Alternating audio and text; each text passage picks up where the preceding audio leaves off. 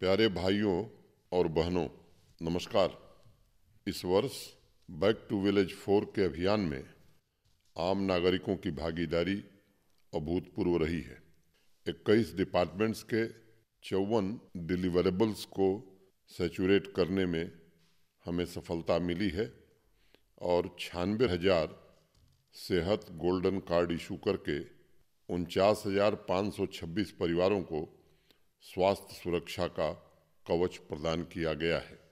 जन अभियान के तहत 5,914 किसान क्रेडिट कार्ड जारी किए गए हैं और अब यूनियन टेरिटरी में कुल किसान कार्ड धारकों की संख्या 12,84,000 पहुंच गई है। जन भागीदारी और ग्राम समृद्धि के इस महापर्व के दौरान 277 नई कोऑपरेटिव सोसाइटीज़ पंजीकृत की गई हैं और 31,578 कोऑपरेटिव मेंबर्स को ट्रेनिंग प्रदान की गई है। भूस्वामियों के सशक्तिकरण के लिए शुरू किए आपकी ज़मीन आपकी निगरानी पोर्टल को तकरीबन 9 लाख लोगों ने देखा है और 7 लाख से ज़्यादा लैंड पासबुक वितरित की गई है। जन अभियान के दौरान एक महत्वपूर्ण कार्य स्कूल ड्रॉप आउट बच्चों की पहचान करके उन्हें वापस इनरोल करना था। इस अभियान में 40,000 से ज़्यादा बच्चों को चिन्हित करके उनका स्कूलों में दाखिला सुनिश्चित किया गया है। दिव्यांग जनों तक बिना व्यवधान के सभी सुविधाएं सुनिश्चित करने के लिए 211 कैंप आयोजित किए गए और सीनियर सिटीजन्स को सहायता पहुंचाने के उद्देश्य से 3,205 सीनियर सिटीजन क्लब्स स्थापित किए गए हैं। पिछले 2 वर्षों के स्थिर एवं सतत विकास से आज जन भागीदारी परिपक्व होकर एक कार्य नैतिक भागीदारी में बदल गई है। 1 लाख से ज़्यादा विद्यार्थियों ने माई स्कूल माई प्राइड कार्यक्रम के अंतर्गत स्वच्छता अभियान में भाग लिया है और समाज कल्याण विभाग ने विभिन्न कल्याणकारी योजनाओं के तहत छूट गए लाभार्थियों को विभिन्न योजनाओं में शामिल किया है। समावेशी विकास को बढ़ावा देने तथा रोजगार के अवसरों के सृजन के लिए कृषि सेक्टर में भी विकास जरूरी है। जन अभियान के दौरान कृषि उत्पादकता में सुधार एवं इस सेक्टर में विकास की गति तेज करने के लिए एक्सपर्ट्स और किसान भाइयों ने आपसी संवाद के जरिए अनेक विषयों पर चर्चा की है। मुझे यह देखकर अत्यंत प्रसन्नता हुई है कि जम्मू कश्मीर के किसान भाई तेजी से मैकेनाइजेशन तथा डाइवर्सिफिकेशन को एडॉप्ट कर रहे हैं। उनकी यह सक्रिय भागीदारी इस बात का स्मरण कराती है कि हर एक सेक्टर का योगदान जम्मू कश्मीर को मजबूत, समृद्ध और आत्मविश्वास से परिपूर्ण यूनियन टेरिटरी बनाने के हमारे सपने को साकार करने के लिए कितना आवश्यक है। सभी पंचायतों से अधिकारियों ने अपनी रिपोर्ट भेजी है। इन रिपोर्टों पर आधारित केंद्रीकृत कार्रवाई के निर्देश दिए जा रहे हैं। हमने जन अभियान के तहत ह्यूमन इंटरफेस समाप्त करने के लिए आईटी इंटरवेंशन पर बल दिया है। सभी पंचायतों में नागरिकों को 225 ऑनलाइन सर्विसेज की जानकारी विस्तार से दी गई है। परिवर्तन की गति और उसका स्तर काफ़ी व्यापक है। पारदर्शी व्यवस्था स्थापित करने के लिए हम सबके सामने आज सबसे बड़ी चुनौती है कि प्रत्येक नागरिक आईटी क्षेत्र की संभावनाओं को समझे और समाज की भौतिक, सामाजिक और सांस्कृतिक जरूरतों को पूरा करने में उनका उपयोग करे। सशक्त ग्रामीण अर्थव्यवस्था सामाजिक समरसता और एकता की जड़ों को मजबूत बनाती है। जन अभियान के माध्यम से ग्रामीण विकास की योजनाएं अब बड़े शहरों में तय नहीं की जा रही हैं, बल्कि आम नागरिकों के माध्यम से गांव में ही तैयार की जा रही हैं। बैक टू विलेज के माध्यम से हमारी कोशिश है कि ग्रामीण विकास का एक सुनिश्चित मॉडल विकसित हो और संसाधनों से युक्त पंचायतें आत्मनिर्भर जम्मू कश्मीर के संकल्प को सिद्ध करने में योगदान दें। प्रत्येक पंचायत से 15 युवाओं को चिन्हित किया गया है जिन्हें स्वरोजगार से जोड़ा जाएगा और 20 नौजवान हर पंचायत से चिन्हित किए गए हैं जिन्हें स्किल डेवलपमेंट की ट्रेनिंग भी प्रदान की जाएगी। आज़ादी के अमृत कालखंड में जम्मू कश्मीर के अलग अलग हिस्सों से लोगों के संघर्ष एवं सफलता की कहानियां सुनने को मिल रही हैं, जो अगले 25 साल के संकल्प के लिए नई ऊर्जा प्रदान कर रही हैं। सांबा के सिंबलवाली गांव के रहने वाले किसान भाई बलदेव राज ने प्रशासन की विभिन्न योजनाओं और एग्रीकल्चर एक्सपर्ट्स की सलाह से अपने खेतों में सफलता के बीज बोए हैं। कम जोत की जमीन होने की वजह से पारंपरिक फसलों से होने वाला मुनाफा न के बराबर था। बलदेव जी ने हार्टिकल्चर डिपार्टमेंट के सहयोग से स्ट्रॉबेरी, आंवला तथा ड्रैगन फ्रूट का उत्पादन शुरू किया है और उसी जमीन से इस वर्ष उनका मुनाफा बढ़कर 9.5 लाख रुपए हो गया है। स्ट्रॉबेरी के लिए उन्होंने माइक्रो इरिगेशन फैसिलिटी भी स्थापित की है और अपने उत्पाद की ग्रेडिंग एवं पैकेजिंग भी वह स्वयं कर रहे हैं। बलदेव जी के सभी उत्पादों को खरीदने के लिए बाजार खुद चलकर उनके खेतों तक पहुंच रहा है। डाइवर्सिफिकेशन में अन्य किसानों की बढ़ती रुचि को देखकर उन्होंने ड्रैगन फ्रूट्स के प्लांट बेचने भी शुरू कर दिए हैं। बलदेव जी को आजकल किसान मेलों में आमंत्रित किया जा रहा है, जहां वह अपने अनुभव साझा करके अन्य किसान भाइयों को भी प्रेरित कर रहे हैं। पुलवामा की रहने वाली हीना परे अटल संकल्प की जीती जागती प्रतिमूर्ति हैं। MBA स्टूडेंट हीना ने प्रधानमंत्री मत्स्य संपदा योजना यानी PMMSY के अंतर्गत डिस्ट्रिक्ट पुलवामा का पहला रीसर्कुलेटरी एक्वाकल्चर सिस्टम पर आधारित फिश फार्म शुरू किया है। उनका fish farm high quality rainbow trout के लिए मशहूर हो रहा है।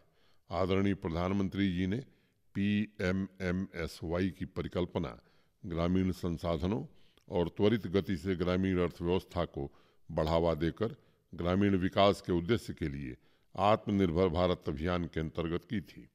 इस योजना द्वारा फिशरीज में मौजूद गैप को कम करना, फिश प्रोडक्शन से लेकर मार्केटिंग तक वैल्यू चेन को मजबूत बनाना है। हिना ने अपने इस बिजनेस वेंचर में 10 अन्य लोगों को भी रोजगार उपलब्ध कराया है। हिना का कहना है कि नौजवानों को अब सरकारी नौकरियों के पीछे भागने की जरूरत नहीं है, बल्कि इतने संसाधन उपलब्ध हैं कि नौजवानों को जॉब क्रिएटर बनने के बारे में सोचना चाहिए। हिना परे जैसे यंग एंटरप्रेन्योर हमारे नौजवानों के लिए एक रोल मॉडल है। नौजवान का संकल्प अन्य संसाधनों की अपेक्षा सबसे अधिक मूल्यवान है। स्वरोजगार का रास्ता अर्थव्यवस्था को तीव्र गति देने के साथ साथ सुशासन में भी स्थिरता लाता है और समाज की बढ़ती हुई आवश्यकताएं भी पूरी करता है। पिछले 3 वर्षों में करीब 5.5 लाख स्वरोजगार के अवसर उपलब्ध कराकर नई पीढ़ी को स्वावलंबी बनाने में मदद की गई है। जम्मू कश्मीर का नौजवान आज तरक्की करने के लिए लालायित है और उनके इस लक्ष्य की प्राप्ति में सहयोग देने के लिए प्रशासन पूरी तरह से प्रतिबद्ध है। जर्मन फिलासफर नीत्शे का कहना था कि आदमी के पूरे जीवन का एक ही लक्ष्य है, शक्ति का संकल्प और इंसान की इच्छा शक्ति ऐसी होनी चाहिए जैसे अटल पत्थर की दीवार। जम्मू की पहली महिला ई-रिक्शा चालक सीमा देवी इसी संकल्प की जीती जागती प्रतिमूर्ति हैं। घर के खर्च में अपनी हिस्सेदारी का दायित्व पूरा करने के लिए तथा अपने बच्चों को अच्छी शिक्षा प्रदान करने के लिए नगरोटा की रहने वाली सीमा देवी ने ई-रिक्शा चलाना शुरू किया। हालांकि इस कार्य में सीमा को समाज के अन्य लोगों से सहयोग नहीं मिला, लेकिन उन्होंने हार नहीं मानी और अपनी अनंत इच्छा शक्ति के द्वारा वो आज 250 से 500 रुपये प्रतिदिन कमा रही हैं और अन्य महिलाओं को भी प्रेरित कर रही हैं। लंबे समय तक भाग्य के भरोसे रहा जम्मू कश्मीर अब समग्र विकास की सोच के साथ आगे बढ़ रहा है। मुझे खुशी है कि हमारे नौजवान अपने सामर्थ्य के साथ जम्मू कश्मीर को प्रगति की ऊंचाइयों पर ले जाने के जज्बे के साथ काम कर रहे हैं। इंफॉर्मेशन टेक्नोलॉजी को दिए जाने वाले प्रोत्साहन और स्टार्टअप के इकोसिस्टम को मजबूत बनाने के लिए सपोर्ट सिस्टम की व्यवस्था युवा शक्ति के सपनों का निर्माण कर रही है और नारी शक्ति की आकांक्षाओं को भी पूरा कर रही है। कश्मीर घाटी के सामी उल्लाह ने फास्ट बीटल नाम से door to door delivery startup शुरू किया है, जो जम्मू कश्मीर के प्रोडक्ट्स को अन्य राज्यों के अलावा 50 देशों में डिलीवर कर रहा है। आज उनका स्टार्टअप लगभग 1200 MSMEs के साथ काम कर रहा है। सामीउल्लाह ने इस बिजनेस वेंचर में एक इनोवेटिव आइडिया पर भी काम किया है। उन्होंने श्रीनगर एयरपोर्ट पर यात्रियों को यह सुविधा भी उपलब्ध कराई है कि अगर किसी के पास एक्सेस बैगेज है तो बहुत कम फीस चार्ज करके वह उनके घर तक डिलीवरी कर रहे हैं। जम्मू की रहने वाली रिद्धिमा अरोरा ने अपने कन्वेंशनल फैमिली वेंचर को रीइन्वेंट करके देश विदेश तक पहुंचाने में सफलता प्राप्त की है। उनका स्टार्टअप नामिया फूड्स आयुर्वेद पर आधारित खाद्य उत्पादों की ऑनलाइन मार्केटिंग कर रहा है। रिद्धिमा ने न सिर्फ प्राचीन आयुर्वेदिक गुणों को ईज ऑफ लिविंग का मुख्य तत्व बनाया है, बल्कि स्थानीय किसानों उत्पादकों को बेहतर प्लेटफॉर्म और वाजिब कीमत भी सुनिश्चित की है। स्टार्टअप्स की दुनिया में रिद्धिमा दृढ़ निश्चय, साहस एवं प्रज्ञा की प्रतीक है। उनका एक और मिशन समाज में व्याप्त ऑर्गेनिक फूड से संबंधित बहुत सी मिस इन्फॉर्मेशन को दूर करना भी है। रिद्धिमा और सामी जैसे 500 से ज़्यादा युवाओं ने पिछले 3 वर्षों में अपने आइडियाज़ को बिजनेस में परिवर्तित करने की दिशा में कदम बढ़ाया है। जम्मू कश्मीर का हर एक युवा आज तरक्की के लिए अधीर है और प्रशासन की कोशिश है कि बिजनेस के लिए कैसे इकोसिस्टम का निर्माण किया जाए जो उनकी आकांक्षाओं को पूरा कर सके। शहरों की तर्ज पर गाँव में भी विलेज इंडस्ट्रीज स्थापित करने के लिए युवाओं को प्रेरित किया जा रहा है, क्योंकि एक्सपोर्ट का हिस्सा संभावनाओं के लिहाज से काफ़ी कम है। आत्मनिर्भर बनने के लिए ज़रूरी है कि जम्मू कश्मीर के पोटेंशियल को ध्यान में रखते हुए अर्थव्यवस्था को सहारा देने वाली नीतियों को अपनाकर समाज का व्यापारी वर्ग और प्रोफेशनल्स अपनी अहम भूमिका अदा करें। बांदीपुरा से मुदस्सिर नजीर वानी ने मुझे पंचायतों में पेंशन लाभार्थियों से संबंधित एक पत्र भेजा है। उन्होंने लिखा है कि बांदीपुरा के सभी 151 पंचायतों में पेंशन लाभार्थियों के नाम पंचायत घर की दीवारों पर लिखे होते हैं, जो कि आज के डिजिटाइज्ड युग में व्यवहारिक नहीं है। उन्होंने सुझाव दिया है कि समाज कल्याण विभाग की योजनाओं का डिस्ट्रिक्ट वाइज डैशबोर्ड बनाकर हर एक पंचायत के लाभार्थियों का विवरण संबंधित जिले की वेबसाइट पर उपलब्ध कराया जा सकता है। यह विवरण देश में बैठा हुआ कोई भी व्यक्ति अपने लैपटॉप या मोबाइल फ़ोन पर देख सकता है। बहुत ही सुविधाजनक तरीके से नए लाभार्थियों की डिटेल भी वेबसाइट पर अपडेट की जा सकती है। मुदस्सिर, आपके पत्र के लिए बहुत बहुत शुक्रिया। मोबाइल गवर्नेंस जम्मू कश्मीर प्रशासन की प्राथमिकता है और लगातार सभी पंचायतों में हम नागरिकों को उपलब्ध कराई जा रही सेवाओं के बारे में जानकारियां दे रहे हैं। अपने ऑफिस को पंचायत के पेंशन लाभार्थियों के ऑनलाइन डेटा को अपलोड करने और उसके रखरखाव से संबंधित जानकारी सभी स्टेक होल्डर से एकत्रित करने का निर्देश दिया गया है। आज लगभग 225 सर्विसेज भी ऑनलाइन कर दी गई हैं। यहाँ तक कि हर एक पंचायत में चल रहे डेवलपमेंट प्रोजेक्ट्स की जानकारी भी मात्र एक क्लिक पर देखी जा सकती है। पेंशन संबंधित डैशबोर्ड को लेकर भी डिस्ट्रिक्ट की टीम अति उत्साहित है और बहुत जल्द ही यह डेटा भी ऑनलाइन कर दिया जाएगा। दूर दराज के किसान भाइयों को भी न केवल मौसम की स्थिति, फसलों, मिट्टी आदि के बारे में आवश्यक जानकारी उपलब्ध कराई जा रही है, बल्कि उन्हें नेशनल डिजिटल मार्केट यानी ई-नैम से जोड़कर देश भर में अपने उत्पाद बेचने की सुविधा प्रदान करने की कोशिश हो रही है। हम कोशिश कर रहे हैं कि गाँव में छात्र अपने स्कूलों या कॉलेजों में उपलब्ध किताबों तक के सीमित न रहें, बल्कि डिजिटल लाइब्रेरी के माध्यम से उन्हें लाखों ऑनलाइन पुस्तकें उपलब्ध कराई जा रही हैं। प्रशासन ने डीजी दोस्त कार्यक्रम की भी शुरुआत की है और कोशिश है कि हर पंचायत में डीजी दोस्त वॉलंटियर कम समय में बना लिए जाएं।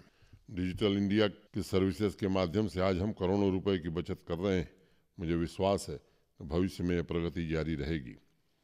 किश्तवाड़ से दिलसाद मट्टू ने अस्पतालों में उपलब्ध मेडिसिन की रेगुलर जांच के संबंध में मुझे एक पत्र भेजा है। दिलसाद ने लिखा है कि प्रत्येक अस्पताल में एक ड्रग इन्फॉर्मेशन का काउंटर होना चाहिए, ताकि अगर किसी पेशेंट के मन में उसे दी गई दवाओं के प्रति कोई जिज्ञासा या सवाल है तो उसे दूर किया जा सके। डॉक्टर्स के पास इतना समय नहीं होता कि हर एक पेशेंट को वह बैठकर सारी जानकारी दे, इसलिए इन्फॉर्मेशन काउंटर इस दिशा में एक उपयुक्त कदम हो सकता है। दिलसाद ने आगे लिखा है कि प्रशासन को समय समय पर ड्रग इंस्पेक्टर्स की रिपोर्ट का ऑडिट भी करना चाहिए। ये जानना आवश्यक है कि प्रत्येक ड्रग इंस्पेक्टर महीने में कितने मेडिकल शॉप की जांच कर रहा है और फेक ड्रग्स के खिलाफ डिस्ट्रिक्ट्स एवं ब्लॉक स्तर पर कितनी कार्रवाई की जा रही है। दिलशाद ने सभी अस्पतालों में प्रशासन की तरफ से मेडिकल शॉप शुरू करने का भी सुझाव दिया है। दिलशाद, आपके पत्र के लिए बहुत बहुत शुक्रिया। जहां तक अस्पतालों में मेडिकल शॉप शुरू करने का सुझाव है, मैं आपको तथा श्रोताओं को बताना चाहूँगा कि पिछले 6 महीने में सभी डिस्ट्रिक्ट्स, सभी सब डिस्ट्रिक्ट तथा डिस्ट्रिक्ट हॉस्पिटल्स में जन औषधि केंद्र का 100% सैचुरेशन कर दिया गया है। आज जम्मू कश्मीर के सभी प्राइमरी हेल्थ सेंटर को Indian public health standard norm के तहत लाया गया है और clinical care, primary care, drugs, emergency services, infrastructure तथा ह्यूमन रिसोर्स डिपार्टमेंट की एक यूनिफॉर्म बेंचमार्किंग के तहत लगातार मॉनिटरिंग की जा रही है। पेशेंट्स को दी जा रही सुविधाओं पर नजर रखने के लिए ऑनलाइन फीडबैक मैकेनिज्म शुरू किया गया है, जो पेशेंट या उनके घर वाले अपने मोबाइल फ़ोन से एक्सेस कर सकते हैं। और अभी तक यूनियन टेरिटरी के कुल 682 अस्पतालों में कोई सुविधा से जोड़ दिया गया है। पिछले 2 वर्षों में हेल्थ इंफ्रास्ट्रक्चर को मजबूत करने के अलावा इस क्षेत्र में पब्लिक सर्विस डिलीवरी मैकेनिज्म को सशक्त बनाने के लिए भी अनेक प्रयास किए गए हैं। दवाओं से संबंधित सूचना तथा ब्लॉक स्तर पर फेक ड्रग्स के लिए चलाए जा रहे अभियान की ऑडिटिंग के आपके सुझाव पर आवश्यक कार्रवाई के लिए हेल्थ डिपार्टमेंट को आवश्यक निर्देश दिए जाएंगे। जम्मू से रत्न प्रभा शर्मा और विजय शर्मा ने इको टूरिज्म पोटेंशियल के अप स्केलिंग के संदर्भ में एक पत्र भेजा है। उन्होंने टूरिज्म डिपार्टमेंट के अंतर्गत एक रिसोर्स सेंटर स्थापित करने का सुझाव दिया है।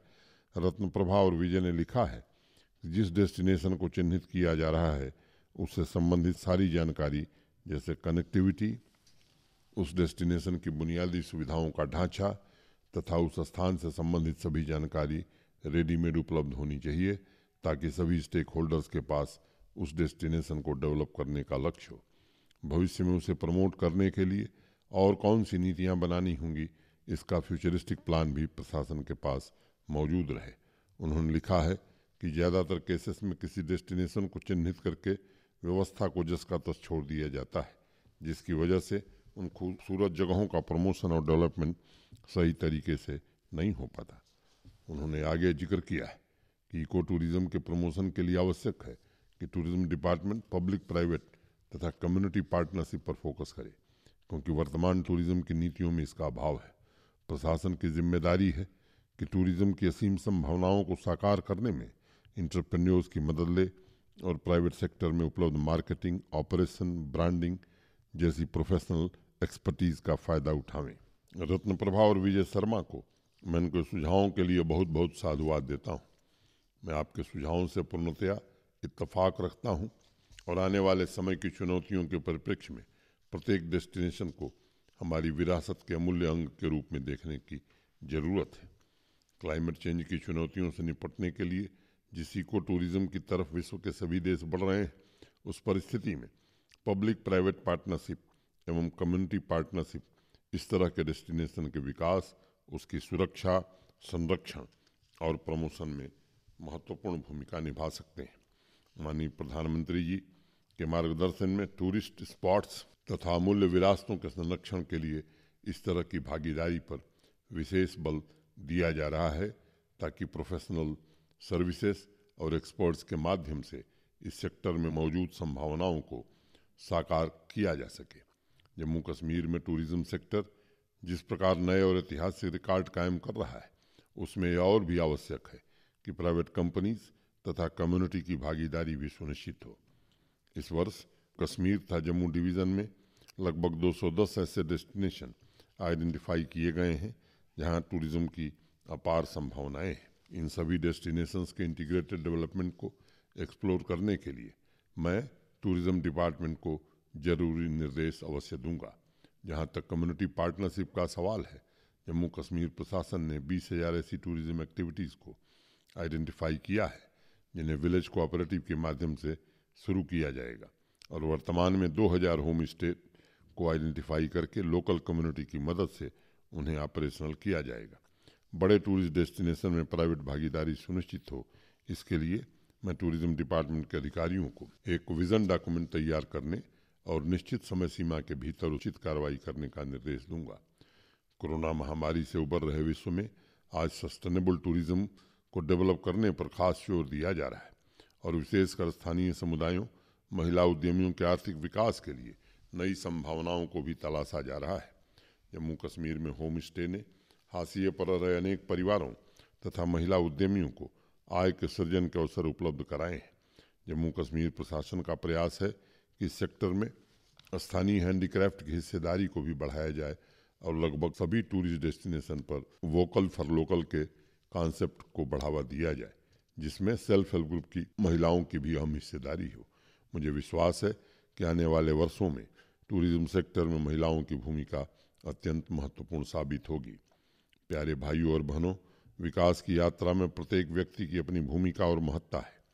समाज में सभी को इस बात का ध्यान रखना चाहिए कि जम्मू कश्मीर के पुनर्निर्माण में उठे हर एक हाथ को अवसर मिले और उसके काम को उचित पारिश्रमिक भी मिले, ये आवश्यक है। हर एक व्यक्ति अपने आप में यूनिक और पूर्ण होता है और अवसर मिलने पर विकास यात्रा में रचनात्मक भूमिका निभाने को तैयार रहता है। एक छोटी कहानी है। किसी शहर में एक पत्थर गढ़ने वाला रहता था। सुबह से शाम वो पत्थर गढ़ता था और शाम को मजदूरी लेकर अपने घर चला जाता था। एक दिन उसने शहर में राजा को जाते देखा और बड़ा प्रभावित हुआ। उसने ईश्वर से प्रार्थना की कि उसे भी राजा जैसा पावरफुल बनना है, क्योंकि पत्थर गढ़ने का काम बहुत छोटा है। ईश्वर प्रकट हुए और उन्होंने उसकी इच्छा पूरी कर दी। और वह भी राजा था और बड़े शान से रहने लगा। कुछ दिनों बाद वहाँ सूखा पड़ा और सूरज की आग से जमीन जलने लगी। उसने मंत्रियों से उपाय पूछा, तब मंत्रियों ने कहा कि इसका कोई उपाय नहीं है, क्योंकि सृष्टि में सूरज बहुत पावरफुल है। तब उसने ईश्वर से प्रार्थना की कि उसे सूरज बना दिया जाए। ईश्वर ने कहा यह भी ठीक है, और वह सूरज बन गया। कुछ दिन बाद बादलों का एक छोटा सा टुकड़ा आसमान में आ गया और 2-3 दिन तक वहीं टिका रहा। उसके शहर में लोग सूरज की रोशनी न पाकर परेशान थे। उसने अन्य प्लैनेट्स से पूछा कि भाई क्या बादल सूरज से भी पावरफुल है? लोगों ने कहा कि बिल्कुल, बादल जो चाहे कर दे, चाहे तो अंधेरा कर दे, चाहे तो पूरे इलाके में बाढ़ ला दे। तब उसने ईश्वर से प्रार्थना की कि उसे बादल बना दिया जाए।